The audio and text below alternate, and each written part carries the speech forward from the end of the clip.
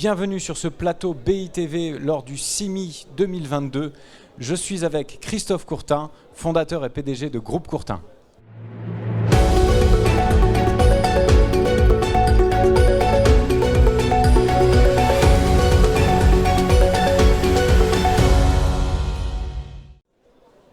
Christophe Courtin, bonjour.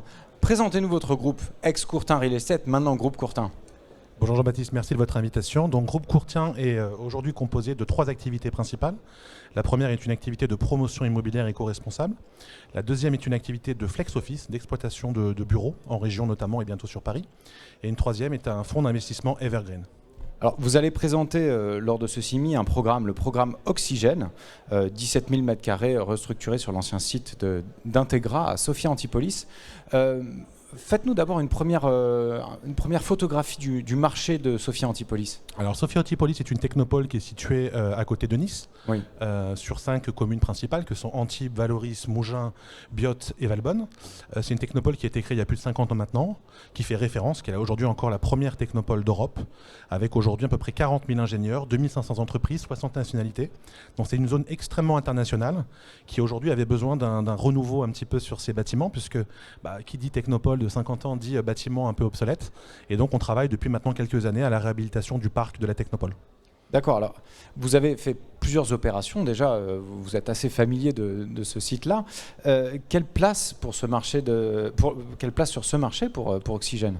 Alors oui, tout à fait. Depuis la création du groupe Courtin, anciennement Courtin Real Estate en 2015, on a réhabilité 45 000 m² sur à peu près une quinzaine d'opérations, dont 4 majeures. Centrium, qui fait 12 500 m² qu'on livre au mois de janvier. Naturae, 6 000 m² qu'on a livré au mois d'octobre. Core Natura, qu'on livre dans un an maintenant. Et Ecorizon, qu'on livre au mois de janvier. On a aujourd'hui une nouvelle opération qu'on présente et on est très fiers de cette opération. C'est une opération qui s'appelle Oxygène, sur l'ancien site d'Integra Life Science que nous avons racheté, puisque nous sommes propriétaires depuis le 14 novembre.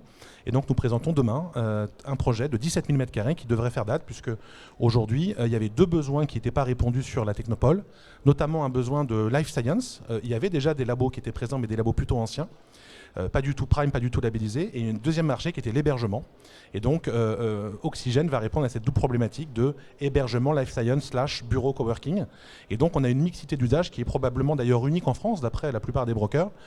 On a vu des fois des opérations en France où on avait du coworking / bureau / co-living, mais manifestement pas encore d'opération. En plus on rajoutait la partie life science, pour une raison simple, c'est que life science nécessite des contraintes techniques assez fortes, notamment des accès routes poids lourds dédiés. Oui, avec un centre logistique. Et ça ressemble presque à de la logistique, on est d'accord. Enfin, de l'activité en tout cas. L'activité en tout cas, les accès sont proches de la logistique et de l'activité, même si dans l'usage c'est un petit peu différent, parce que dans Life Science on a des salles blanches, des choses comme ça. Mais voilà, donc il fallait qu'on, sur un site assez contraint, qui fait 2 hectares 8, donc assez grand quand même, qu'on puisse, on va dire, allier les deux. En même temps, 5 000 m², 170 chambres pour des jeunes actifs, et de l'autre, des accès poids lourds, donc c'était pas forcément évident de pouvoir concilier. On a beaucoup travaillé avec l'architecte qu'on connaît bien, puisque on a repris l'architecte de Centrium, Jean-Philippe Cabane, qui travaille avec nous sur ce projet. Et voilà, donc on est très heureux de le présenter demain sur le stand de Sophia Antipolis. Livraison quand, si tout va bien? On va être sur début 2026 maintenant, puisqu'on va déposer le permis du projet début d'année. On espère qu'il sera accordé d'ici la fin 2023. Et en gros, une livraison, il faut compter à peu près 2 ans. Passons à votre activité, l'activité Flexo. Le coworking, on le sait, est en grande expansion. Quelle spécificité pour cette marque? Parce que le marché est quand même assez bouché. Donc, quelle spécificité est-ce que vous portez et quels sont les objectifs? Alors déjà, notre vision du marché du Flex Office, nous on a commencé, Flexo est une filiale donc, du groupe Courtin à 100%, qu'on a créé début 2020. Aujourd'hui, déjà, le constat en 2020, on a 34 000 m² de signés, 12 000 en exploitation, sur 8 métropoles, sur 11 villes. Et on a surtout attaqué les régions. Parce que mon constat aujourd'hui, il y a 2 ans, c'était que Paris, il y avait énormément d'acteurs, qu'on connaît tous, mais en région, il n'y avait que 3% du marché qui était en flex office. Donc la région avait besoin d'un rattrapage sur des bâtiments prime, éco-responsables pour les acteurs en région, d'autant plus que le Covid a fait quand même, on va pas dire un exode, mais pas mal de Parisiens et des personnes des grandes villes qui ont décidé de s'installer un petit peu plus en retrait ou à la campagne. Donc il y avait vraiment un besoin de ce côté-là. On y a répondu, puisqu'on prend aujourd'hui entre 2000 et 4000 m² dans la plupart des métropoles. Là, on inaugure par exemple jeudi Bordeaux-Euratlantique, où on a pris 4000 m². On inaugure vendredi à Sophia Antipolis Naturae.